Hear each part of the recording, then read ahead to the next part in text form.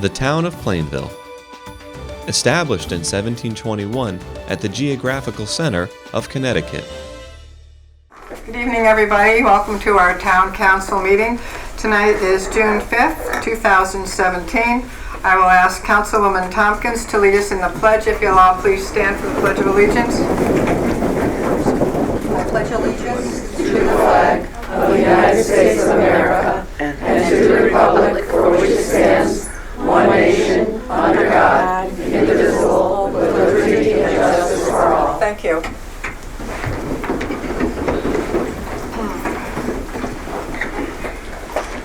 Tonight we are very happy to have a couple of very exciting presentation moments. We have some students here who have won some Memorial Day essay contests that they entered into, so we'll be hearing from them in a moment. But our first recognition is to present a proclamation. I know that Jared has received this the other day, but Jared Carroll from Plainville has attained the rank of Eagle Scout. This is an extraordinary accomplishment, and not too many people do.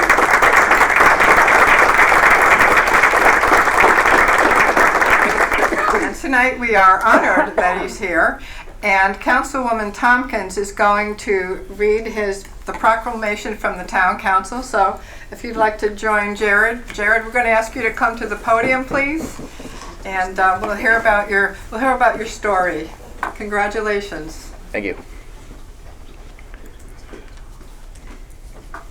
Hi, Jared. Nice to see you again. You too. So, a proclamation from the town of Plainville to Jared Carroll. Whereas Jared Carroll is a member of the Boy Scouts of America, Troop 29, has recently completed his freshman year at UConn School of Nursing. And whereas Gerald is a dedicated young man who has truly exhibited a commitment to the scouting principles of honesty, fairness, and service to the community, and has earned 23 merit badges, served in troop leadership positions as a senior patrol leader, troop guide, and patrol leader, and was elected into the Arrow of Light. And whereas the Eagle Scout is the highest rank of recognition offered in scouting, and whereas Jared's Eagle Service project consisted of constructing 2 Little League dugouts for younger Little Leaguers in Trumbull Park who previously had no shelter during their games, rehabbed the sign in the park as well as both picnic tables near the concession stand, and whereas Jared planned the project, obtained permission to proceed, arranged for needed materials, and recruited volunteers, and whereas the Eagle Court of Honor for Jared's commemoration of completion of the Eagle Scout requirements is June 4th, 2017. Now, therefore, the Plainville Town Council hereby recognizes the efforts of Jared Carroll and expresses thanks and congratulations and wishes him success in all his future endeavors. It's signed by Catherine Puglisi, Chairwoman, Scott Saunders, Vice Chairman, Danny Carrier, Robert Ciotto, Sr., Rosemary Moranti, Deborah Tompkins, and Christopher Wazorka. Congratulations.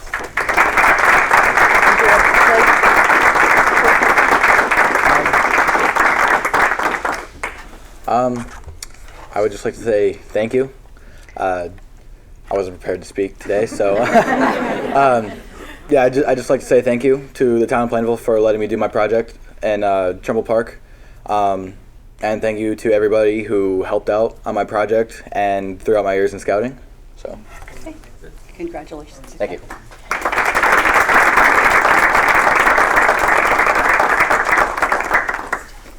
Congratulations again, Jared. I know that takes countless hours of hard work, and coming up with a project and getting people to help you with that, that's remarkable. And good luck in your career. I think that's outstanding.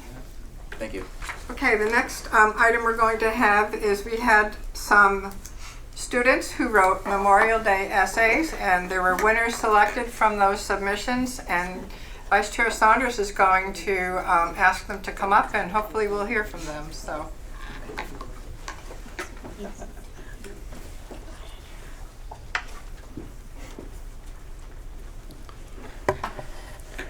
normally we have an essay contest every Memorial Day. If you've been to the ceremony, you know we have all the students come up and read their winning essays. This year we unveiled a Gold Star monument, And because the program would have been too long, we decided to forego the essay contest and do it here instead. So I appreciate that the students still took the time to write them. I know we have a few of the winners here tonight.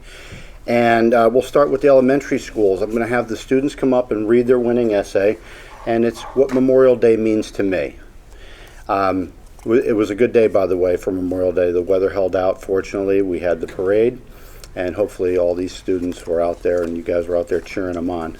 But if we can start with Zoe Weimer from Linden Street School. We'll have her read hers first. She's not here? Okay. Rachel. Rachel Diaz is from Wheeler School, and she wrote a very moving essay.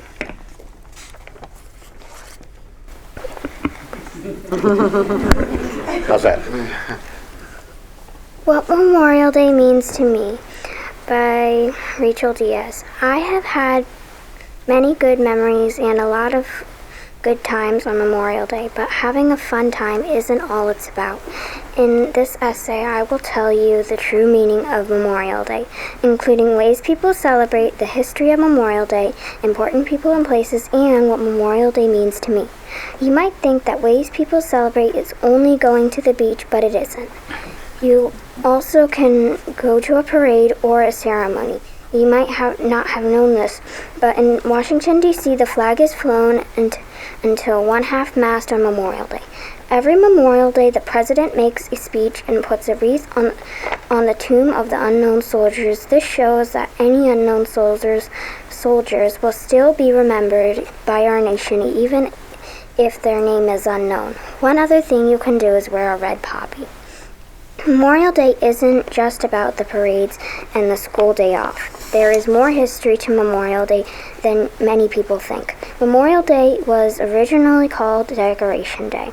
Decoration Day was called this because people would go to Arlington National Cemetery to decorate graves of fallen soldiers with flowers and wreaths.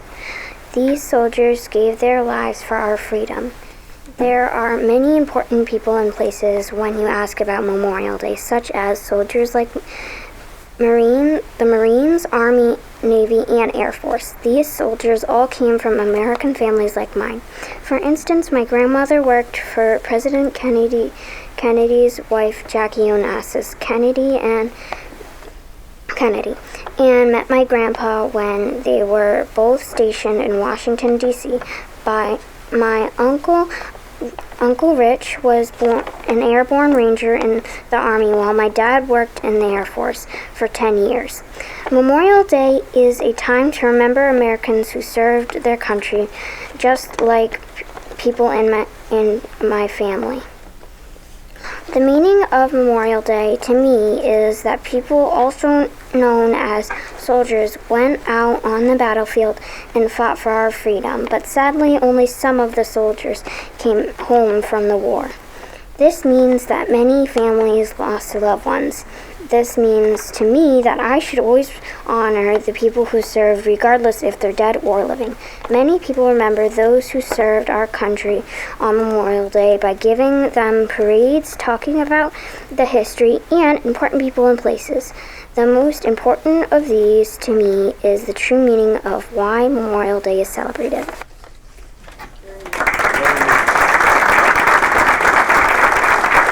Rachel.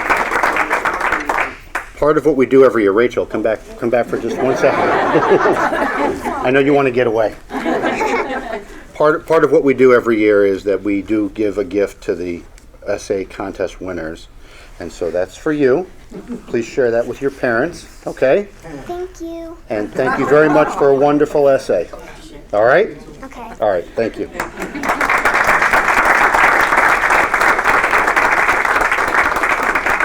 So I guess the only other winner we have here tonight is Alexis McCarty. If you want to come up, you can read your essay. Alexis is with the middle school.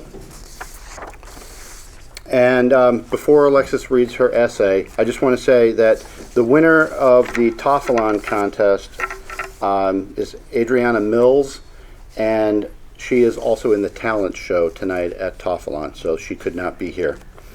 But please go ahead, Alexis, read your essay.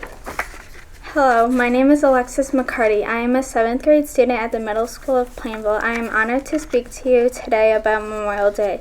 I have 3 special people in my family that I would like to recognize today.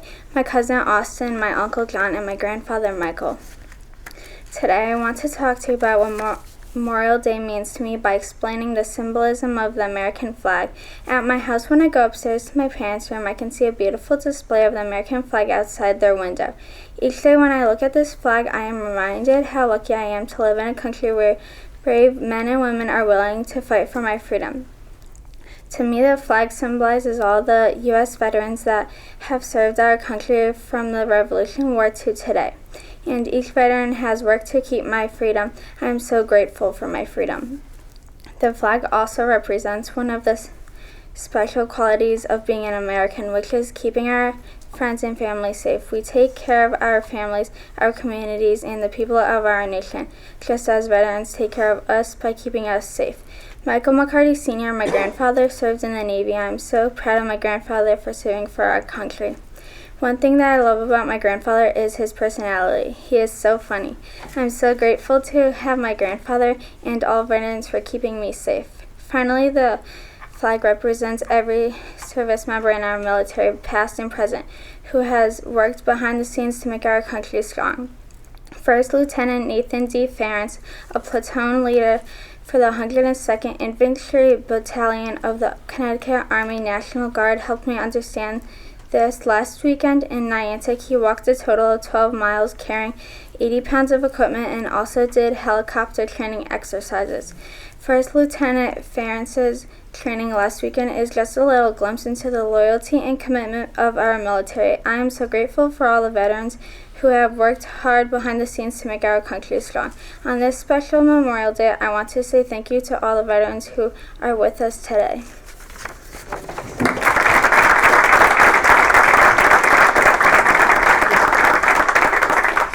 So Alexis, I have a present for you as well. Thank You wrote a you. lovely essay.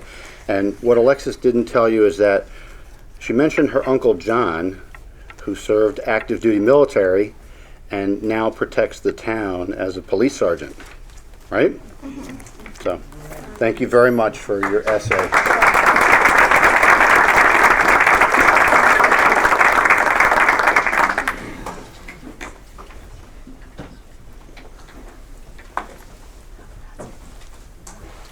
Thank you both for coming tonight to read your essays to us. You did a wonderful job, and congratulations on being selected as winners of this year's contest. So once again, congratulations to everybody that won. Those that couldn't be here, they'll certainly be remembered as well.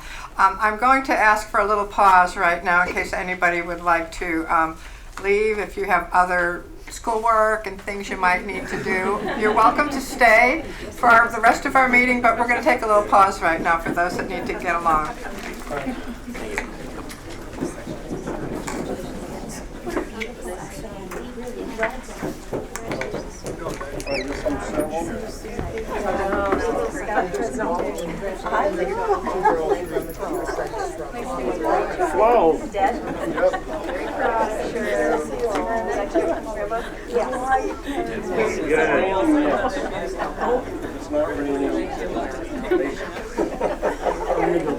I'll get back to my normal sleep. You know, just that. That's all.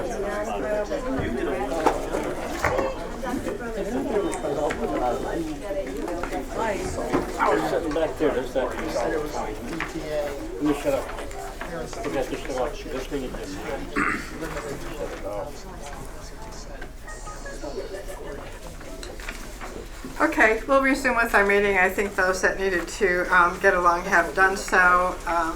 Moving on through our agenda, we do not have a public hearing tonight. The next order of business, may I have a motion to approve the minutes of the previous meeting? Madam Chair, Yes. before we make that motion, I'd like to make a motion to add Okay. an item under section 11, new business. As item number 3, consider task order for landfill closure time bond and move tax refunds to number 4. Second. Motion and a second. All those in favor? Aye. Aye. Any opposed? Okay, thank you. Next is approval of the minutes of the previous meeting. May I have a motion? So moved. Second. I have a motion and a second. Are there any additions or corrections to the minutes? Madam Chair, Yes. I do have one correction. Okay. Under section 12, I think Councilman Saunders made the motion and I seconded, so it just needs to be reversed. Okay. And that's got. Okay. Other than that, I'm all set. You're good with everything else? Any other comments or additions to the minutes? Not. All those in favor? Aye. Any opposed? Okay, thank you. Number 4, announcements and reports. Do we have any reports from anybody? Announcements? Madam Chair, well, I Yes. think both Chairperson Puglisi and did? I were at the volunteer recognition brunch for the all the volunteers that help at the senior center. There are about 170 senior volunteers who were present. There are even more that actually provide volunteer service there, and it was a great event, and I think it was great recognition of the many people on a volunteer basis who help make the senior center and its programs really outstanding here in Plainville. It was a great event. I agree. It was nice. That's an annual event, and as Sean said, there are thousands and thousands of volunteer hours that occur at the senior center. And if you try to, calculate that into dollars and cents, it's an extraordinary amount of money. There's lots of things that get done at the senior center, all through those volunteers, and they absolutely love what they do. They're cheerful. They're happy. They have lots of things going on all the time. And yes, it was a great event, and it's nice to recognize them for all their hard work. So, very good. Anything else? Madam Chair? Yes. I have a couple of items. The first one is, again, the Memorial Day Parade. The rain held off. The Gold Star ceremony went on as planned, and I'm very happy with the way that the weather turned out. We had good turnout of students and the bands, the high school band and the middle school band played, and I think it all ended up very well. The second thing is Wings and Wheels is coming up this Saturday, June 10th at Robertson Airport. The rain date is the 11th. It's from 10 to 3, and it's to support 2 Plainville-based charities, the Food Pantry and the Pettit Family Foundation. So if everybody would share that with their friends and neighbors, and please come out, check out the airport, take a helicopter ride, eat some good food. That would be much appreciated. And then the last thing I have is that I'm working with the Cintas Corporation to organize a food drive for the Food Pantry for June 14th, and that's prior to our next council meeting, so I'm going to mention it here.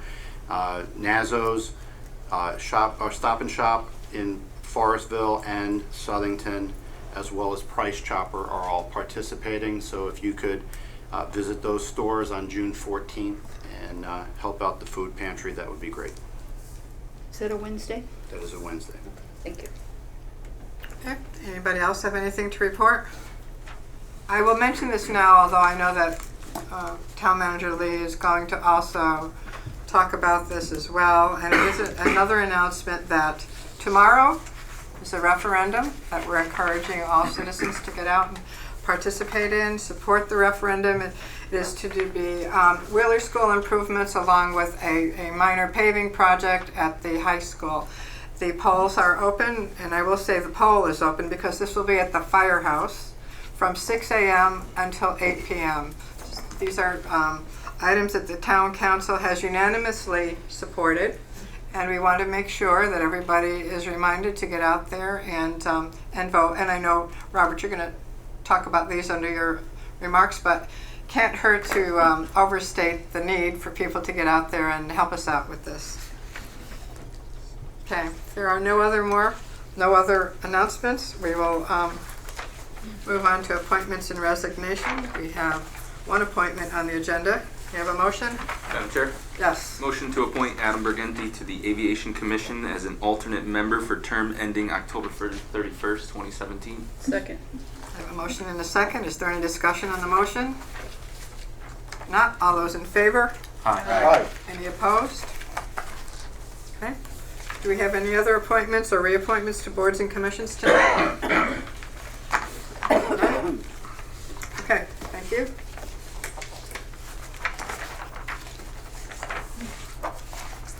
report of the town attorney. We do not have a report from him tonight, so on to item number 8, report of the town manager, Mr. Lee. Thank you. I have a couple of items, the first of which is the Farmington Canal Heritage Trail update. This is from the steering committee. On May 22nd, a public information session was held to present and receive feedback on 4 possible options for closing the gap in the Farmington Canal Heritage Trail through Plainville. Tim Malone from the Capital Region Council of Governments, Teresa Carr and Mark Jewell from VHB are here this evening to give an update on the options and the next steps going forward. So with your permission, I'd like for them to step forward and give a presentation. Great. And they're ready to go. Thank you.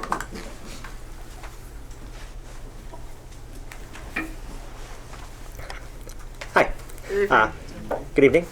My name is Tim Malone. I'm with the Capital Region Council of Governments, and I'm the project manager for what we've called the Gap Closure Trail Study. The study has really 2 areas of emphasis. We're looking to close the gap in the Farmington Canal Heritage Trail, which will eventually be an 84-mile long trail from New Haven to Northampton. Plainville is the last gap that's not either under construction or under design.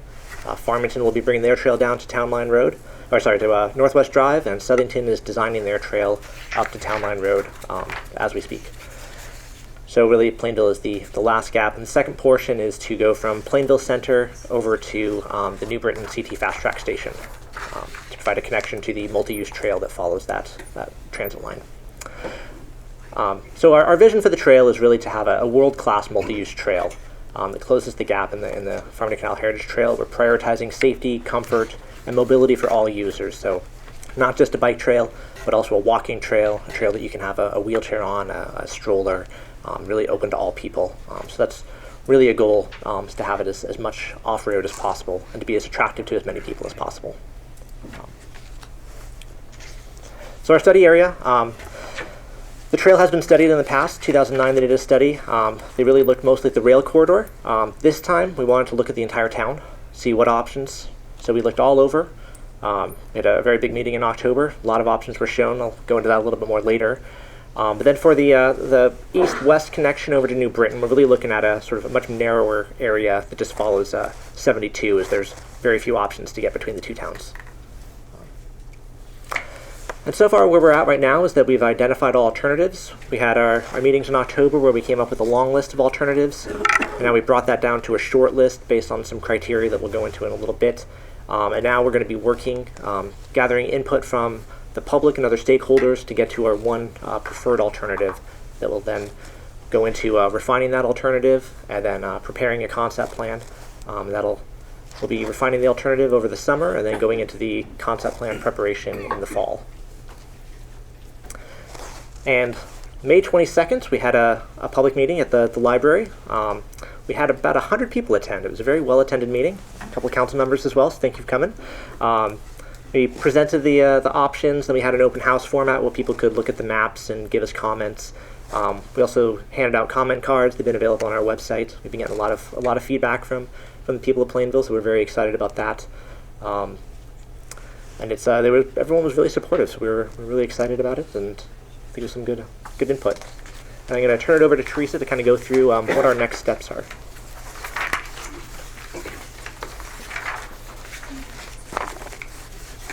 Hi, everybody, and thank you for the opportunity to speak with you tonight. So as Tim mentioned, our objective is to talk to you about where we've been, where we're at right now, and where we're headed. And in particular, to go through how we went from a long list of alternatives to the short list of practical and feasible alternatives which we have today, and how we plan to evaluate those to come to one preferred alternative within the town of Plainville, and one preferred alternative that would connect Plainville to the CT Fast Track Station in New Britain. So during a series of public meetings last fall, we asked questions about origins, destinations, where people are coming from, where they are going to, and how we might connect them with a multi-use path. Within the town of Plainville, we came up with 14 alternatives in total, and that was from a series of charrettes. It also was through a series of conversations that we had with stakeholders. with our steering committee, our technical team, as well as the project team themselves. We're looking at connecting shopping, schools, employments, and parks and recreation. We are going through a two-step process to get down to one preferred alternative. The first step is a screening step. And we were looking to develop a short list of practical and feasible alternatives by going through this first step. We're asking a series of questions, about a half a dozen questions, that a trail really should be able to answer yes. Okay? And so that's what we use to go from the long list to the short list of alternatives. And these screening criteria are shown in the table. Basic questions such as, does the option connect with the Farmington Canal Heritage Trail at Northwest Drive and at Town Line Road? Should be able to answer yes to that question in order to be a feasible alternative. Does it connect with the CT Fast Track station in New Britain? Is there a connection with downtown Plainville? And we defined downtown Plainville pretty conservatively. We didn't want to eliminate any good ideas just because we defined that narrowly. But how we defined downtown is connecting with Main Street somewhere between Woodford Avenue and Route 177. We wanted to show a major off-road element with the trail. And we looked at the goals of the Farmington Canal Heritage Trail. We looked at the goals of the East Coast Greenway and came up with a threshold of a 75% off-road component to the trail. It must have 75% or greater off-road capability in order to be considered a feasible alternative. We looked at avoiding significant right-of-way impacts. And at this point, we're not assuming any displacements with any of our alternatives. We are looking at some easements that would be required. We were asking ourselves the question of how many is too many when you think through that process of going through to request an easement for an alignment. And we came up with a threshold of 30. We know that inevitably you might have one more 10 easements, but going through the process of 30 or more we consider to be a threshold criterion. We looked at avoiding undue reliance on the rail right-of-way. And here we've got the Pan Am rail going north-south and east-west, and we have that rail yard in back of downtown. Now, we didn't screen any ideas out based on impacting that north-south line, but we were looking at screening alternatives out if it required reliance on that east-west rail right-of-way, or if it required reliance on the rail yard. And here I'm talking about permanent impacts, not temporary impacts during construction. And finally, we were looking at, is an alternative overly circuitous? And again, we defined that very conservatively. We understand that trails meander from time to time, and that's part of the enjoyment of it. So how we defined it is, by a straight line distance, is the trail alignment more than double that straight line distance? And we asked the question, if it was more than double that distance, is there a good reason for it to be doing that? Otherwise, we were thinking that there's impacts the longer you go, there's costs the longer you go. Unless there was a good reason to be more than double the straight line distance, we would screen that option out. Next slide. So we have a short list of alignments that we'll walk through very quickly with you tonight. We have 4 within Plainville and 2 from the Plainville to New Britain connection. So again, we went from 14 down to 4 in Plainville. In New Britain, we have a couple of slides at the end of our presentation that talk about that piece. We went from 5 down to 2 through that screening process. And Mark, you want to do it?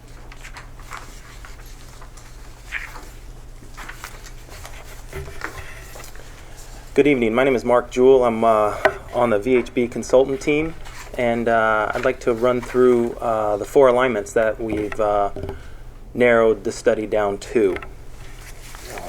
We've labeled them A, B, C, and D for the north of 4 north-south alignments in Plainville, and E and F for the east-west alignments to the New Britain CT Fast Track station. Alignment A you've probably seen before. If you were here in 2009, it is the preferred alignment from that 2009 study. we wanted to maintain that, not throw that out, and just build upon that study. And for those, I'll describe it from here. A lot of you I know this alignment, but starting at Northwest Drive on the northern part of town, this alignment does rely on the Pan Am Railroad corridor down to the Pequabic River and the water treatment facility at the end of Cronk Road. It continues down the shoulder of Cronk Road, turning east on Robert Street Extension to Route 10.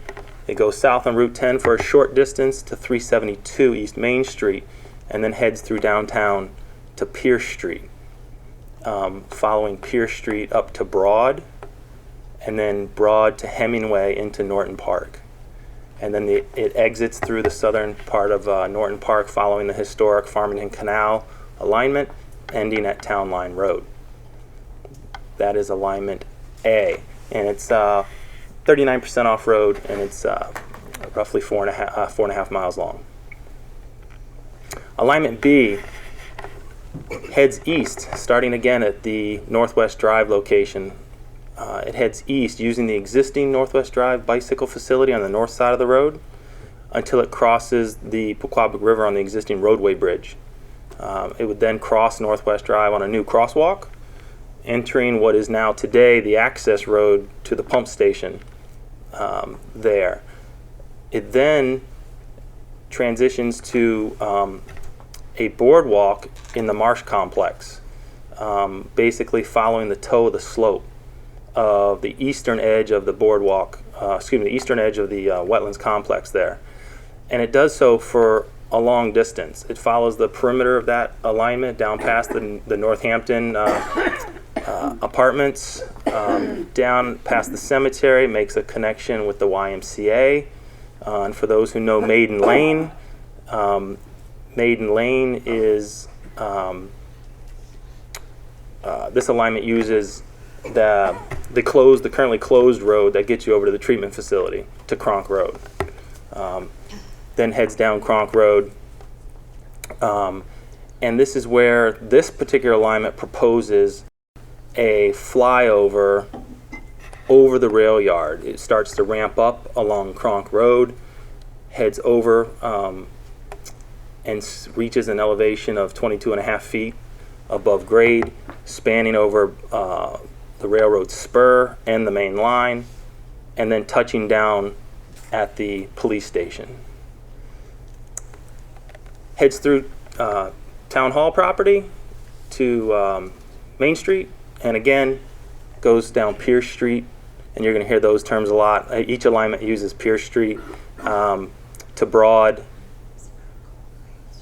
and then this alignment on Broad, that's where it goes off-road and follows the historic alignment of the Farmington Canal and comes out at the corner of, I believe it's Pryor, at the entrance of Norton Park. And again, a lot of the southern half of each one of these alignments is pretty similar, going through Norton Park and then straight down to Town Line Road. And this is a 91% off-road alignment, about 4.8 miles long. Alignment C, known as the Western Alignment, starting at Northwest Drive again, it heads west along Northwest Drive on the north side, utilizing the existing bike facility that's there, and then does a mid-block crossing, a new crosswalk across Northwest Drive, and follows Perrin Avenue, Perrin Road. As most of you know, Perrin Road is a dead-end road that enters right into Tomaso Nature Park.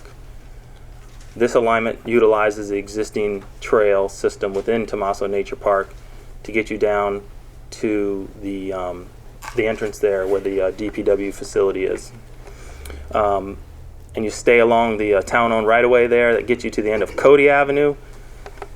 And then you enter the DOT property, the Route 72 DOT property. And this alignment proposes a box culvert underneath Route 72. That then gets you onto more town-owned land by the cemetery. And then utilizing the public right-of-way on the southern edge of the cemetery brings you out to 177, and then you follow the eastern shoulder of Route 177 down to the Pequabic River. Crossing the Pequabic River on a new pedestrian bridge immediately adjacent to the existing roadway bridge, and then heading east along the bank of the Pequabic to what is the town-owned property at the back of the fire department, coming out to East Main Street. Again, then we're back at Pierce Street, Broad, following the historic alignment of the Farmington Canal, and we're at Norton Park again. And this alignment leaves Norton Park and utilizes the historic alignment of the Farmington Canal until it reaches Town Line Road. And up there. And that alignment is 95+% off-road at 4.8 miles long. And alignment D is a slight variation on alignment B, but I'll note the differences. It utilizes Northwest Drive to the east, same boardwalk system down through the complex, the wetlands complex, to the YMCA. The difference on D versus B here is that it uses the same access out to the treatment facility at Cronk Road, but then, this one does not use the access road over to the treatment facility. It continues south, following even more of the historic canal alignment, getting down to Robert Street Extension, and then comes over to Cronk Road, heads down Cronk Road, Norton Place, out to East Main Street, and then comes down East Main Street past Town Hall to Pierce Street. And once you get to Pierce Street and Broad, this alignment follows a portion of the historic Farmington Canal alignment, but then leaves it and ends up heading west to Willis. For those who know Willis Avenue, has the median in the middle there, and Willis takes you over to Hemingway, and then Hemingway south right into Norton Park. And this alignment, once exiting the southern boundary of Norton Park, utilizes the industrial park, Robert Jackson Way, but instead of using the street, it skirts the back of those industrial parcels, the rear of those parcels, to get you down to Town Line Road. Can I ask a quick question? Please. In alignment B, C, and D, on the northern end of it, is it to the east or west of the Pequabic? Because I can't really see it in the diagram. On B, C, and D, let's start with B.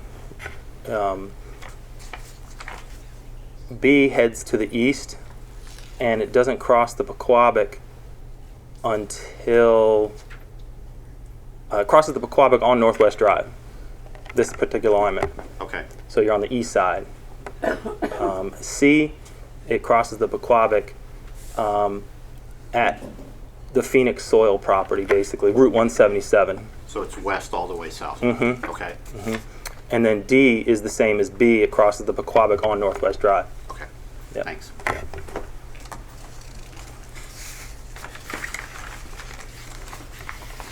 So Tim mentioned the public meeting that we had on May 22nd. We received a lot of comments through a robust question and answer period as part of our large group presentation.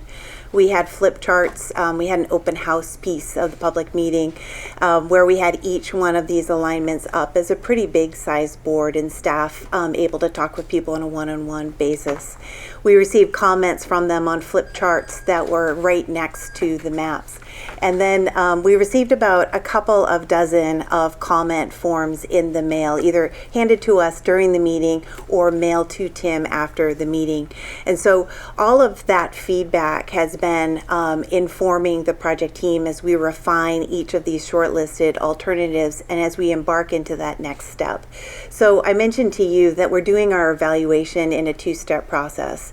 We're done with the screening. We are embarking now on that second step, the evaluation piece. So the goal of the evaluation step is to go from the 4 alternatives down to 1 preferred alternative within Plainville.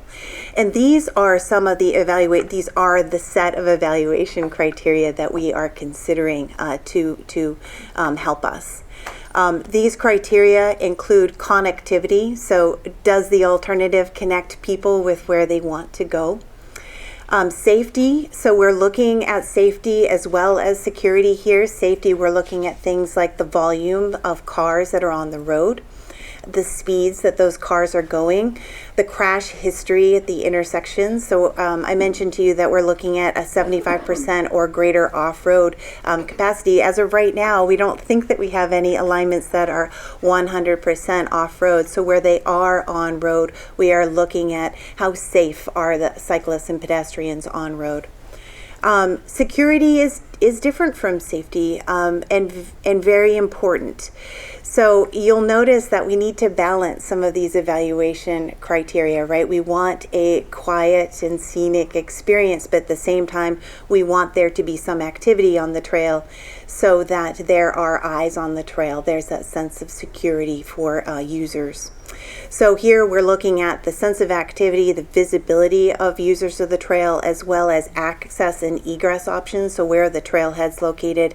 Where could a cyclist or a pedestrian access the local street network if they needed to? Potential property impacts, so we're looking both at what level of easements would be needed, are they commercial or residential, and the ease of construction, so how much is within our control as opposed to requiring approvals from others. Potential environmental impacts, there's a lot under here that we're considering. The good thing is we have a robust data set that helps us do this evaluation within a relatively efficient time period. But we're looking at where are the floodplains, the wildlife habitat, hazardous materials location within proximity of the trail alignments, historic resources, cultural resources, and the Section 4F is in relation to the National Historic Preservation Act, and it really has to do with recreational resources and funding thereof, as well as estimated costs, so the order of magnitude life cycle costs of each of the alignments. So this evaluation step, we have incorporated the feedback we've received. We're still accepting comment forms, and I think Tim brought some with him tonight if anybody is interested. We are separating the Plainville alignments north of downtown versus south of downtown. The reason we're doing that is you'll notice that the alignments north of downtown are really quite different, but the alignments south of downtown all basically follow the same general path. They connect downtown with Norton Park and Town Line Road. And so they're kind of considered variations on a theme. And so we don't want to throw out a really good idea at the south end of downtown because it was aligned with something that didn't score as well at the north end. So we are allowing a bit of a mix and match there. We're using the data collected for this study and what's available from other sources, and we're doing the evaluation this month to discuss the results in the summer.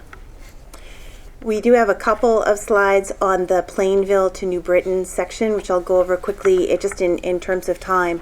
We started with 5 alternatives in total.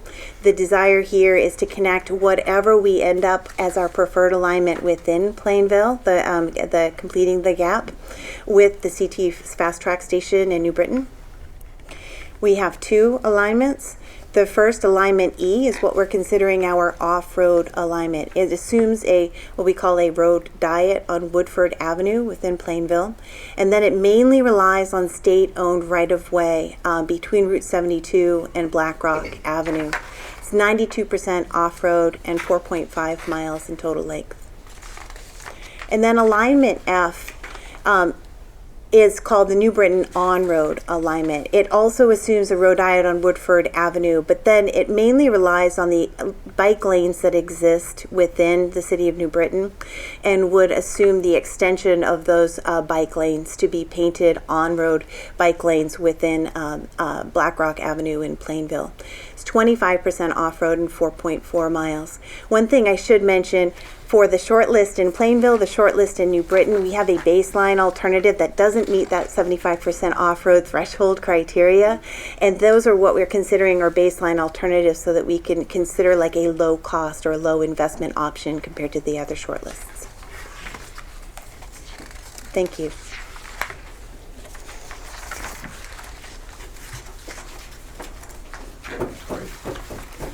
I don't know if you have any questions at this point in time. I'm sure that we'll be willing to answer anything you may have for them at this time. I have a question, and it hasn't to do with any of the design, but I have a question about liability on the path. The part that, who does assume liability? Is it the town within which the path is located? Is the liability assumed by the user of the path? If anything happens on it or getting on or off of it, who would be responsible for that? Well, I know, yeah. I'll turn it over to Mark, but I believe, though, a couple of years ago there was some liability protection passed for municipalities, but I think Mark would know a little bit more. Thank you for the question. It's an important one. Typically, Connecticut DOT, when they partner with a municipality, the facility ends up being owned by the municipality, and the maintenance responsibility is with the municipality. So the liability would be a municipal facility, just like Town Hall or Norton Park. That's the traditional model that DOT has been using to date on these types of facilities.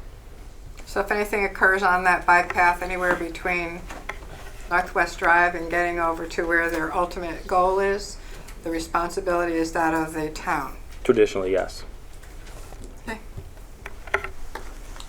I have a comment, Madam Chair. Not so much a question, but there are a lot of things you want your town to be known for, and being the last hole in the gap, the last gap in the trail is not one of them. So, what's the time frame for bringing this down to the design that we're all going to live with?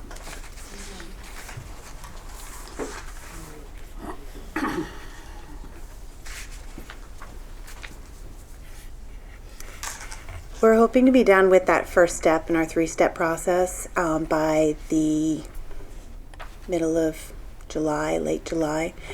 We are actively evaluating the alternatives right now. And so within the month of June, we'll have those evaluation results. We then vet those results with our steering committee and then with the community. Our hope is that we're refining the alternatives over the summer months, and that we're drafting a plan, and we're completing it and coming to you with the finished product this fall. It then would move into the next phase, which would be design, and I'm not sure that any design funds have been identified at this point. Thank you. Madam Chair? Yes. I had a question. The difference in the alternatives in terms of the right-of-way impact. I know there were, we had the data on, how much was off-road and how long they were. Was there any great variation in the right-of-way impact between BC and D, or amongst BC and D?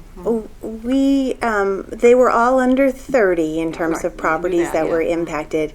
Yes, and there was some variation. I want to say alignment A had the fewest, and alignment D, was it, or B was the greatest? But do you remember the range specifically? It was 2 to 21.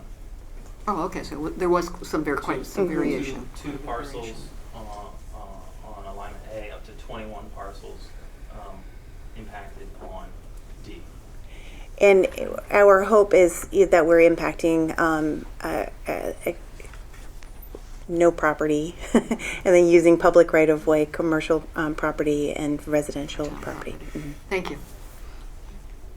Any other questions? No?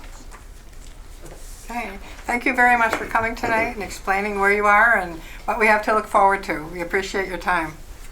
Thank you.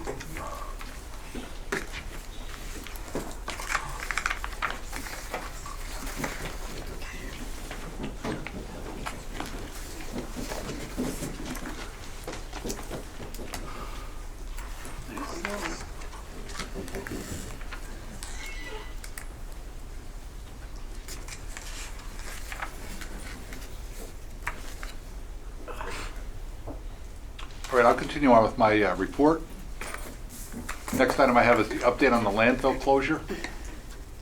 In February 2016, the Town Council authorized 5 task orders. Those task orders were 8 through 12. As part of the stewardship permit to close the landfill as required by the Department of Energy and Environmental Protection. The town's consultant, Ty & Bond, is requesting authorization for 2 task orders to continue to move forward with the closure plan.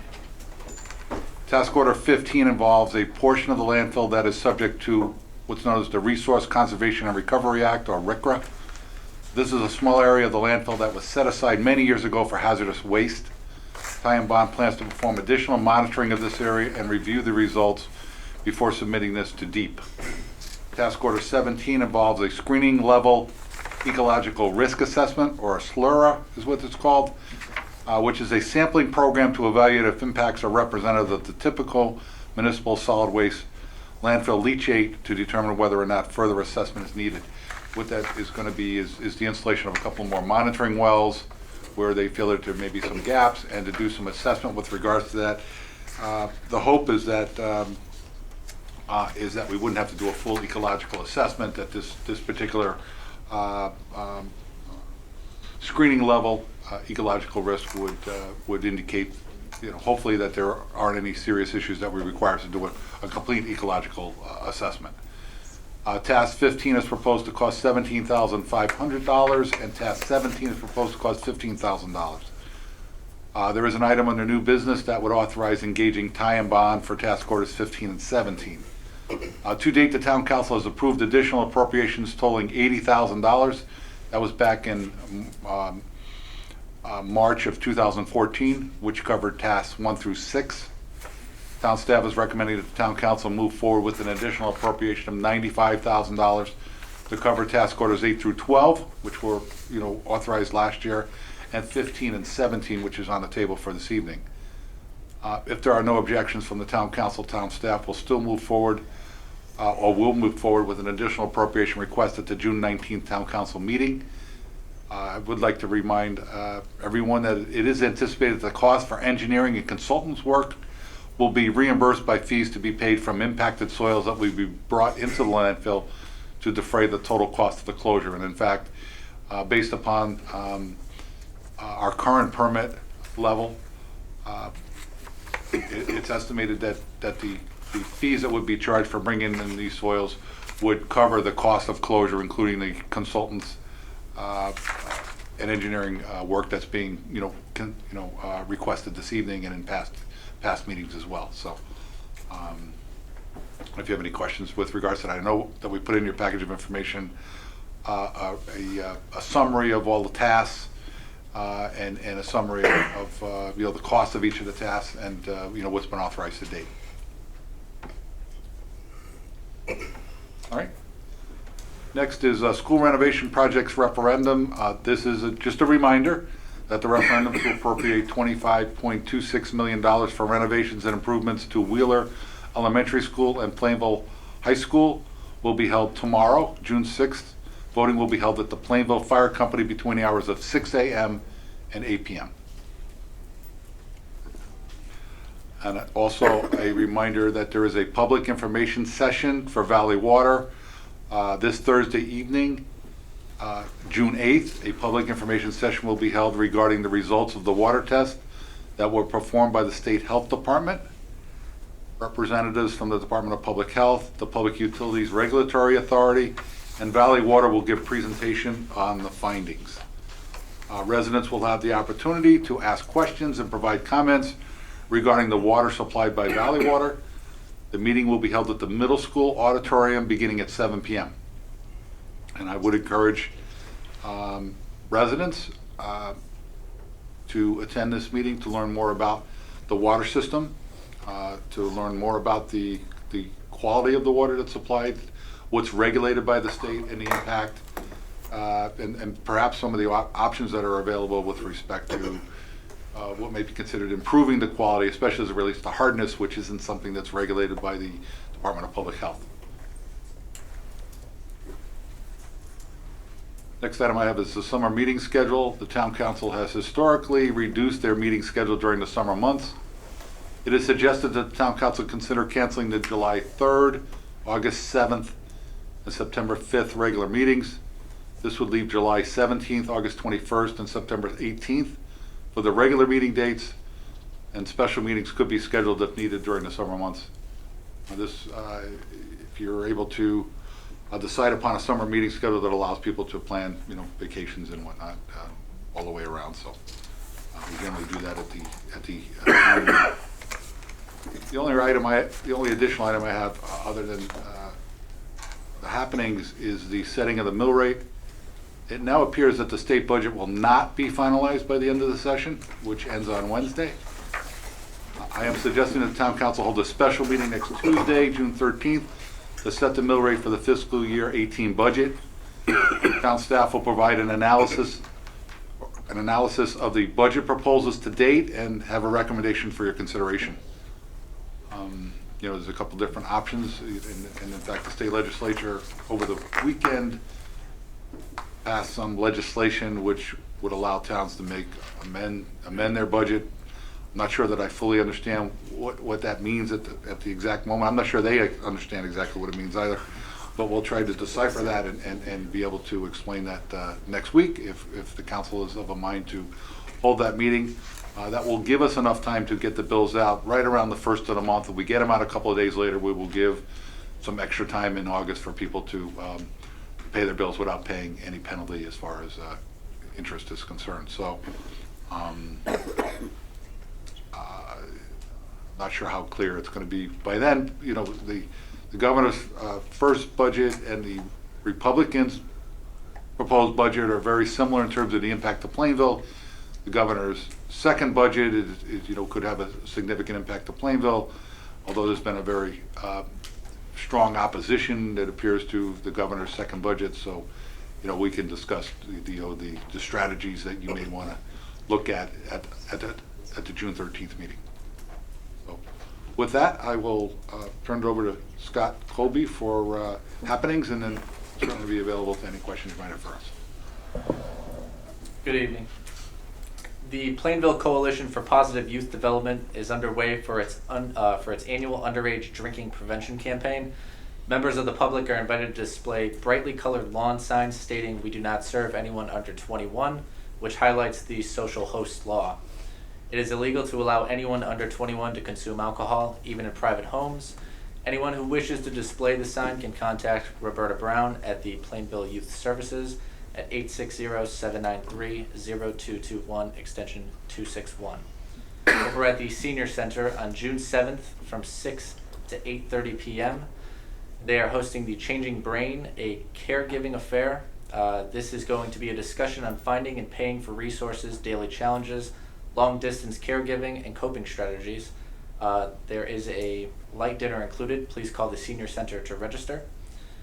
On Tuesday, June 6th at 10:30 a.m., they are hosting the Veterans Coffee Hour at the Senior Center.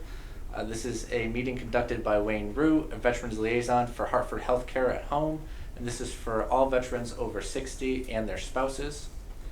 Thursday, June 8th at 10 a.m., they are hosting the Help for Seniors in the Community. Attorney Denny from Greater Hartford Legal Aid will be discussing the Connecticut Home Care Program for Elders, Money Fellows, that person and personnel care assistant programs that are available in Connecticut. On Friday, June 9th at 10 a.m., they have Nick Morella, the Manager of Community Relations at Hartford Healthcare Independence at Home. He will be providing an education on private duty home care and when to consider bringing in additional help. On Friday, June 16th, from 12 to 4 p.m., they are hosting a summer hike at Ragged Mountain in Southington. Come to Ragged Mountain for a moderate intensity hike that includes a small portion of the Metacomet Blue Trail. The hike will total approximately 2.5 miles, and the cost is $3, payable the day of the trip. Please call the Senior Center to register. And the final item I have is an official citation from the Connecticut General Assembly that was introduced by Representative William A. Pettit Jr. of the 22nd District and Senator Henry Martin of the 31st District. Be it hereby known to all that the Connecticut General Assembly hereby offers its sincerest congratulations to the town of Plainville for the Gold Star Monument in recognition of the dedication and unveiling of the Gold Star Monument. This monument has been placed at the Veterans Memorial Park for all to come and admire. It will allow visitors to reflect on those who have fought and paid the ultimate price to preserve our freedoms. It is a beautiful addition to the town of Plainville. The entire membership extends its very best wishes on this memorable occasion and expresses the hope for the continued success given this 29th day of May 2017 at the state capitol in Hartford, Connecticut. Very nice. Great. You may recall that individual proclamations were given to Bob Doolittle and Mr. Yep. Burgess as well. Yep. You're done? That's all I have. Okay. I didn't know if you had more up there, Scott. All right. Does anybody have any questions for Robert or Scott with their reports? Do you want to have some guidance? I know that you've asked about the summer meeting schedule. Do you want a consensus, or shall we wait for people to look at their calendars and get back on that? Whatever, however you'd like to Do you proceed. do you want to look at your calendars and let Robert know what's going to work for you Yep. in the summer? That's fine. Okay.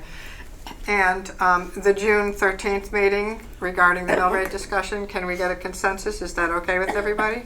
Yes. Is there a preferred time, either 6 or 7? Doesn't matter. Doesn't matter. 6? Well, Deb is usually the one. I'm the one, yeah, I have to come from Hartford. I'll see if I can work from home that day. Oh, you know what? I'm on vacation next week. That's fine. 6 o'clock's great. 6? Let's do 5. I can do 5 next week. No, whatever your pleasure is. Is 6 good for everybody? Fine. That's not going to create difficulty? Okay, let's set it for 6 o'clock then. Okay. Okay. We'll be good Thank with that. Great. Madam Chair, I do have one question for the town manager about the landfill closure. Do we have an estimated year, if we can just confine it to a year, that we're going to start the discussions about closing it? Or, I mean, are we still waiting for capacity Yes. analysis? Yes, with task orders 15 and 17 being complete, we will be able to go to the state and we're going to ask for some additional capacity. That will allow us to bring in additional revenue, which will more than pay for the closure of the landfill, and that revenue could be used to put into the general fund. And I'm not sure, how successful we may be in that process. A lot is really going to depend on the engineering and the studies that are done, over the next month or two. It's anticipated that we would be going to the state sometime in August. If they accept us putting in additional, if they agree with the concept of allowing additional material to come in, we will have to formally ask for an expansion of our permit, and that may take a little bit of time to get that approved, for probably a year. But the reward, if we are able to get the expansion, could mean millions of dollars to Plainville. Right. So I think it would be worth the effort, certainly if the studies show that it's not going to negatively impact, certainly the environment, which we do not believe that the existing landfill has not, negatively impacted the environment, and we don't anticipate that anything that we would bring in would go beyond, even come close to what's in the landfill already. So we're not expecting that there be a negative impact. It will be capped when it's all said and done with, which would prevent water from leaching into the landfill and spreading whatever might be underneath in the landfill itself. So it would leave the landfill in a better condition in the future than it is even today. So with that in mind, I think the quicker we can close the landfill, the better it is for the environment, and perhaps the better it will be to the Plainville taxpayers as well. So we have to get through 15 and 17 in order to get the elevation analysis? Yes. Okay, all right, thank you. Any other questions? No. All set? Okay. Thank you both very much for your reports. Thank you. Next is our public comment section of our meeting. During this time, we welcome the public to come to that podium.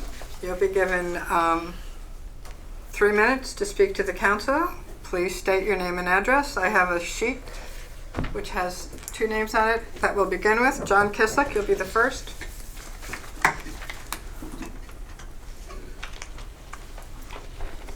John Kislick, 65 Forest Hill Avenue.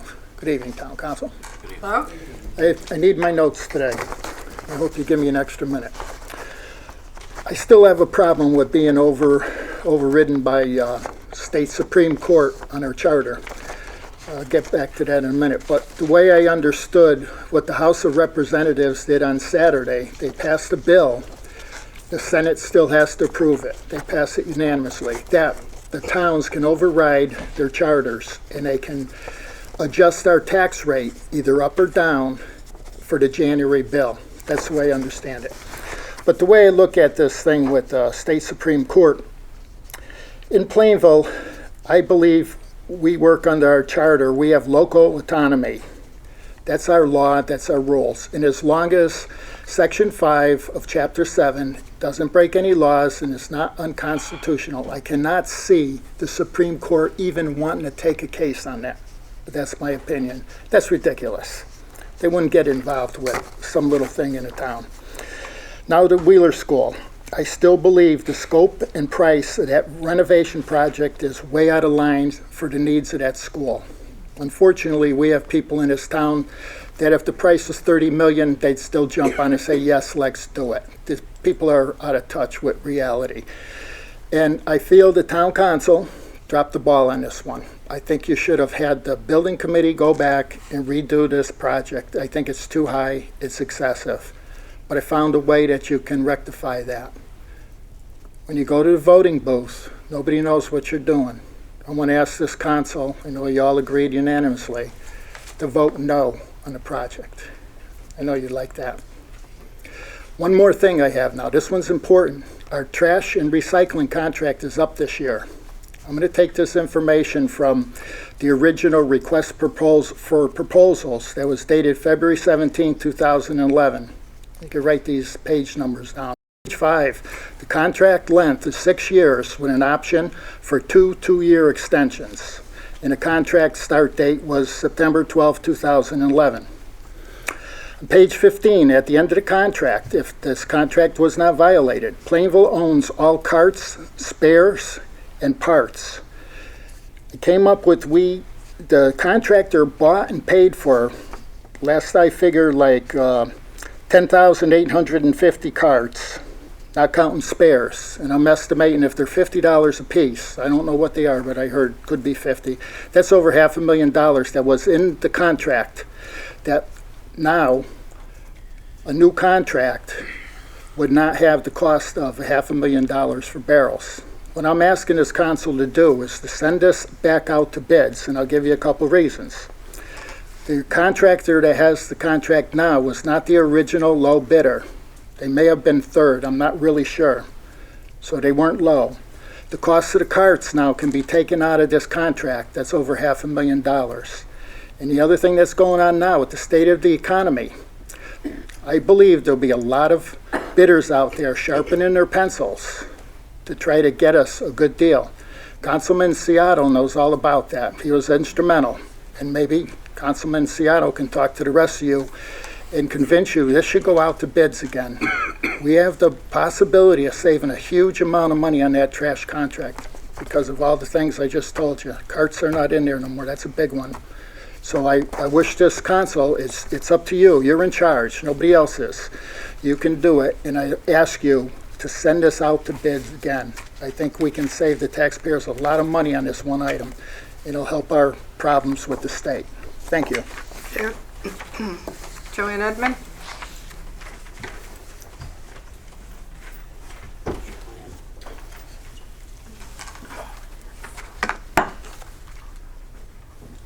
Oh, I didn't hear you, Kat. I didn't hear you call my name. Oh, I'm sorry, I apologize. I've got a cold, I can't hear very well. Oh, sorry. Well, we're going to start with the prayer, which should have come at the beginning. Your name and address, please. Joanne Edmond, 166 West Main Street. Thank you. Oh, dear God, our Heavenly Father, please grant our town council the wisdom, knowledge, strength, and courage to perform their elected duties and responsibilities to the citizens and charter of Plainville. Amen. Now, I am worried about the amount of money that you want from the taxpayers in Plainville. It's, you know, Boston has the big dig and we've got the big squeeze going on right here in River City. And it just seems to me that every time you turn around, you got $1 million for the budget already. This thing in Hartford, I don't believe has been settled yet. We may get hit with another $2 million for the teachers' salaries and pensions and whatever, however you say that.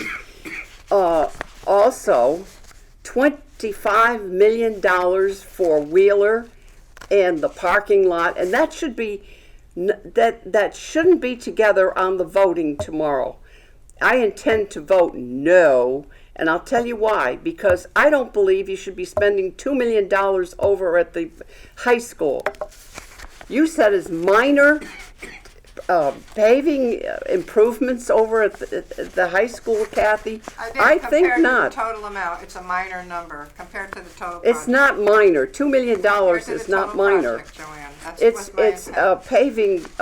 It just is just too much money, and there really isn't that bad of a problem over there. I've gone over there. I didn't see one pothole. It's tired, but I didn't see any real big thing. You want to pave it all around.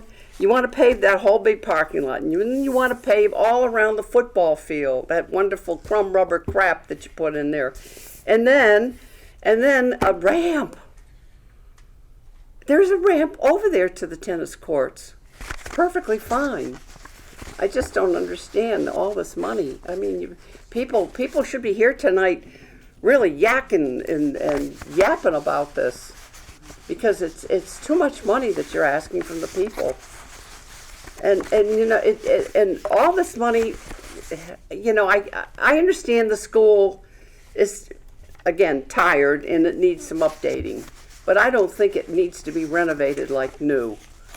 You know, like John has said, I'll quote him, he said that, you know, the architects go in and they really do a number, and they don't care. They're spending our money wildly. And I'm sure it's going to go through tomorrow, because the pressure has been put on the people at Plainville. There's a drawing on a easel everywhere you go, around every corner, every available spot where there's heavy traffic, and then you get a letter in the mail. And I understand that the school is responsible for dishing out a lot of information on this. Not directly, but I got this from a parent. Indirectly, the school does push these projects. So don't tell me anything different. Okay. I know that. Your time Just one more thing. You know, you've got all this money going towards a brand new, updates on the school. And not once have I heard that somebody has gone over to the old town hall, which houses the Historic Society, and looked at the 100-year-old bricks. And I am adamant that you should do that. And I am going to give this copy to Carol. She can show you. There are companies that deal with vintage bricks and masonry. So I think it's time. Don't ask for money from the people if you can't take care of your old buildings.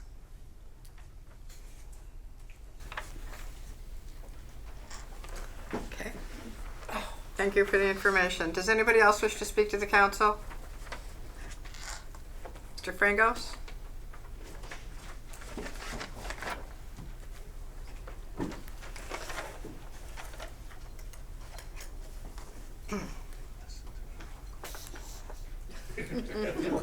This one, Lou. We did it on purpose, Lou.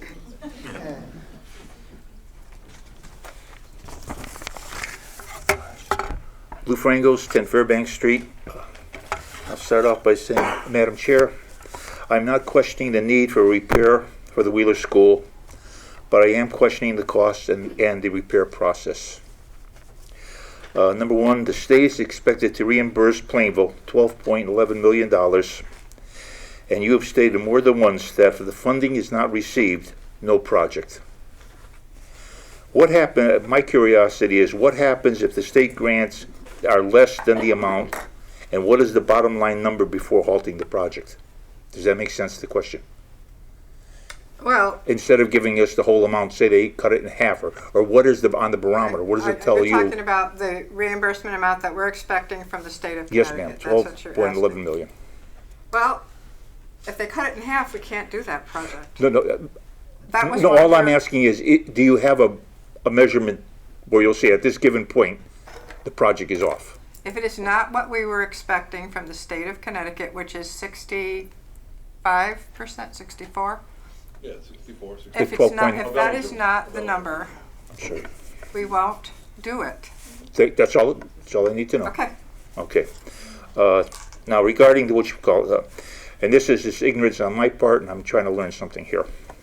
And I want the short part of the answer on this. I don't need bonds and grants and everything else. Regarding the state reimbursement of $12.11 million, does Plainville have to pay it back? Is this a reimbursement or a form of a loan? What I really do not understand is the state is giving us $12.11 million and we don't have to pay a dime back. Well, clearly, it's taxpayer money. That's at the state of Connecticut. It's our Want money. me to answer that question? You can, but I just wanted to say, are we going to pay? He's asking if we're going to, the town of Plainville's going to have to pay back the $12 million to the state. The answer is no. The answer is no. They pay it up front. Right. State pays that up front. Okay, so in other words, that, I hate We to only use the term, bond the it's net. free and cleared. I'm using it shooting from the hips comment, but It's it's not free and free. clear to the It's town not of free. Plainville, that $12.11 million. Exactly. Thank you. Okay. This one I'm a little confused on also, Madam Chair. Correct me, but if I understand, the Wheeler School student population is less than 300 students, and I don't know if that's correct or not. That I can't specifically speak to. It's less than 3. It's roughly It's that less than number. 300. Right at 3. It's right at 3. Okay. Okay. Does through and I mismatched my writing here, but does the town council believe in spending $23.26 million to renovate an old school that houses that amount of students? I mean, that's just there's nothing Einstein about this. All I'm saying is that is a very low number of students to put in and then build up a school that is built in 1950. $23 million. Now, maybe my math should be up to time, whatever you want to say, but there's some. It doesn't make sense. That's what I'm trying to say. Okay. And and not only that, but the town council went on this unanimously. That's another point I don't understand. But it's in itself. Another question for you. The project is to last at least 2 years. Will the renovations take place while the students are in the school? Yes. They will. Yes. Okay, because the last time I was here, I heard that students were going to they'd only be done when the students are out of school. So that's incorrect. Incorrect. Thank you. Okay. This one also, and this I pretty much concluded, was an alternate plan ever presented to the town council to demolish the old school and build a new, and at what cost if to build a new school instead of Wheeler? No, I don't believe that was a scenario that our capital projects building committee looked at, and Councilman Carrier can speak to that more efficiently than I could. I don't believe that was looked at, but do you mind? I weighing don't in? believe so. I No. mean, You've been part of all that. The biggest issue is where do you go with the kids while you demolish that school and rebuild it. So that's a tough.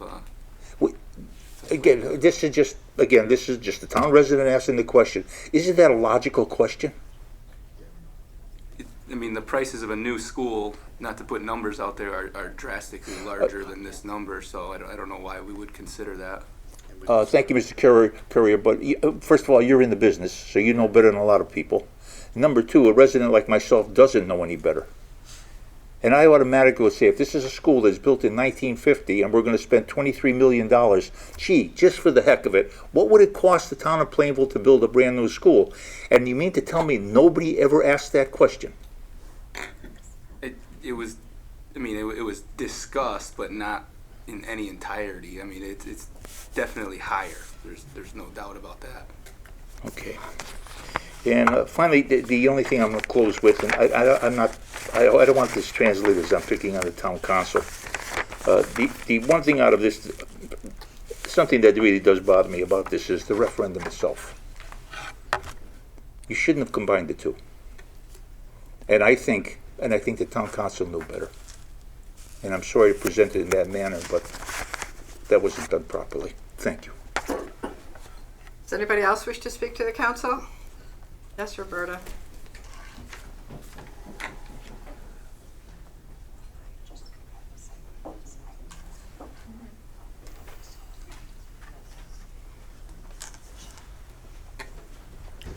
Good evening, Roberta Loria, 18 Perrin Road. And I'd like to start off by first saying my sincere thanks to Vice Chair Sanders on the beautiful job that he did with the Gold Star Memorial that was done this past Monday. It was a beautiful ceremony, and I know it was a lot of work that you put together, and you did a beautiful job for the town and for the community and for the residents that this memorial is specifically for. So thank you very much. My second question, question is, if I may, is for the town manager. And this has to do with the bonds we have and the debt we have in town. And I'm just looking for some clarification, if I may. I'm just trying to understand. I know the ratings for the state of Connecticut were put down. They were lowered. How does that impact what we have here and what we have for bonds and the debt that we have and that we have to pay back? I know that wasn't discussed at the last meeting, so I'm just the meeting when we talked about the budget. So are you asking what the bond rating is of the town of Plainville in terms of what our financial health is? Well, I understand ours, but when we need to borrow from the state. We don't borrow from the state. No, Okay, okay, how does? We borrow from the market. Okay. Short answer, the state really doesn't affect our borrowing, Okay. so to speak. Mhm. Mm-hmm. Now, that's a short answer. There's always a long answer. Okay. That's the short answer. There has been some question as to what the impact of the state being downgraded may have on the individual municipalities. Mhm. We saw, Bristol, for example, get an upgrade recently in, Right. in their bond rating, Mhm. despite the fact that the state got a downgrade. So, Mhm. Town of Plainville right now is one notch under AAA. We expect to be able to maintain that rating. We will get re-rated before we do permanent borrowing on the school project, which is probably, maybe a year out. But we're not going to, if the referendum passes, we're not going to go, permanently borrow money, the following day. It'll probably be several months out. We'll probably do some temporary borrowing, but we're anticipating that our rating will be maintained. Okay. At this point in time. Okay, thank you for that clarification. You're welcome. Does anybody else wish to speak to the council? Marilyn?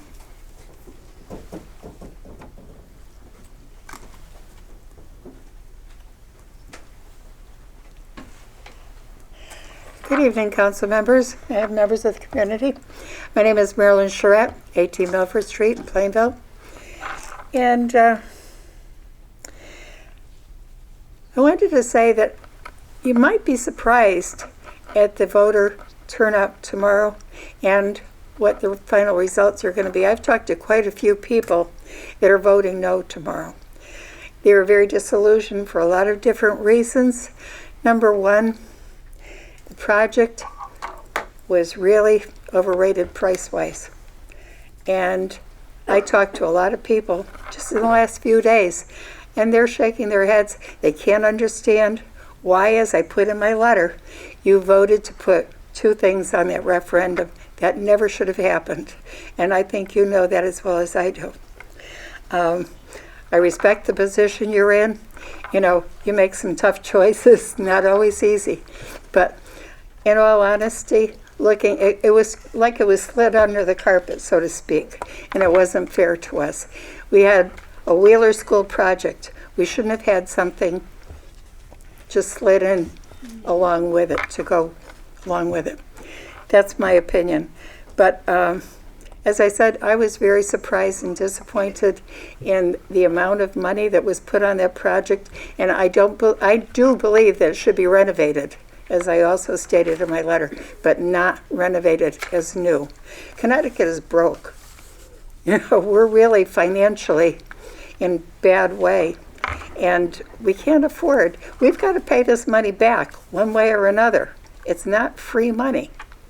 So thanks for your time. I just wanted to reinforce the fact the people that I've talked to are voting no. Thank you. Does anybody else wish to speak to the council?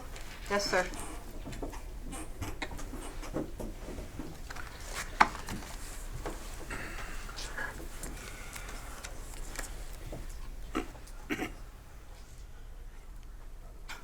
David Spencer, 127 Milford Street Extension. I was on the library's website a few weeks ago, and they prompted. They had a prompt on there about the Wheeler School, and so I wanted to understand. Well, okay, let me take account of exactly what is going to be done, what is proposed and going to be done. So, I clicked on it, and up comes all these colorful balloons and a notice, vote yes on the Wheeler School project. It's been taken down since then, so I don't know if anybody approached them, but I mean, this is a, town paid for employees at the library, I'm assuming, and town paid for website. And I don't know what business whoever put that on there has to be advocating for the passage of this. I mean, I was just looking for neutral information, and it turned out to be an advocation for passage of the vote we're going to have tomorrow. I mean, it really troubled me. I mean, it seems like all the stops are being pulled out between these signs, and like everywhere you go, there's, there are displays, what needs to be done, and then, I mean, this was like, why is the library website being used to advocate a yes vote? I can't answer that. Could we check into that and see if something like that happened at the library? Are you aware of anything of that nature happening? Many people don't realize that the library is actually operated by a board of trustees, not the town. We provide dollars to them, but it's really the board of trustees that determines the policy of what goes on at the library. We certainly could look into that. Well, what's that mean? That means the board of trustees is responsible for setting policy at the library and with regards to their webpage. But we will check in to see, who put that on there and what was involved. Yeah, I mean, I think somebody needs a instruction or reprimand over there at least, because I don't think they have any business to be advocating for something. I mean, you can give talk us to the board neutral information is fine, but to advocate. That's a policy decision by the board of trustees. You may believe that they shouldn't be doing that, but if the board feels that they should be, then that's up to the board of trustees to decide. But they should. Well, the board doesn't pay for the Let me finish my library. statement? The board doesn't pay for that website. Yes, they do. I mean, as a part of the town, they have no business doing that. We link to their website. Pardon me? We link to their website that they develop. Okay, I figure somebody got to them because that has been taken down. Once the referendum date is set, we're not supposed to use town resources to advocate for or against the project. So it was probably taken down at the time the council decided to set the referendum date. No, it was just about 3 weeks ago or so. They set the referendum date. Okay, we'll look into Beginning of May. If it No, I wasn't- mean, even though, I mean, they shouldn't be advocating for anything, positive or negative. I mean, Well, what that's your business- opinion. That's your opinion. Yeah, it's my opinion, but I'm as a taxpayer. I mean, I know a few You take years it up ago. with the board of trustees is what I'm suggesting. Well, it seems like, I mean, We'll check into You're it. passing the buck to the Board of Trustees? I mean, They set that's, the policy for the library. so they can advocate for anything they want on the library website? There's nothing to prohibit them from doing it. Really? Well, that policy should be looked into then. You're right. Thank you. Does anybody else wish to speak to the council? Anybody else? Okay, thank you for your input, and we will continue on.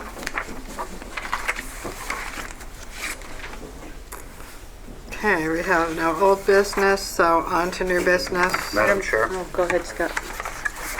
motion to establish a public hearing on Monday, June 19th, 2017 at 7 p.m. in the Municipal Center to hear public comment on an ordinance entitled Ordinance Establishing Fourth Quarter Transfers for Fiscal Year Ending June 30th, 2017. Second. I have a motion and a second. Is there any discussion on the motion? All those in favor? Aye. Any opposed? Number two? Madam Chair? Yes. Motion to approve the sale of a 1994 Chevrolet S10 pickup at auction. Second. I have a motion and a second. Is there any discussion? All those in favor? Aye. Any opposed? Madam Number Chair. three? Motion to approve and authorize the town manager to execute tie and bond task order number 15 in the amount of $17,500 and task order number 17 in the amount of $15,000. Second. I have a motion and a second. Is there any discussion? All those in favor? Aye. Any opposed? Number four, or is it number five? Number 4. Madam Chair, Yep. motion to approve the tax refunds as listed on the addendum. Second. I have a motion and a second. Any discussion? All those in favor? Aye. Any opposed?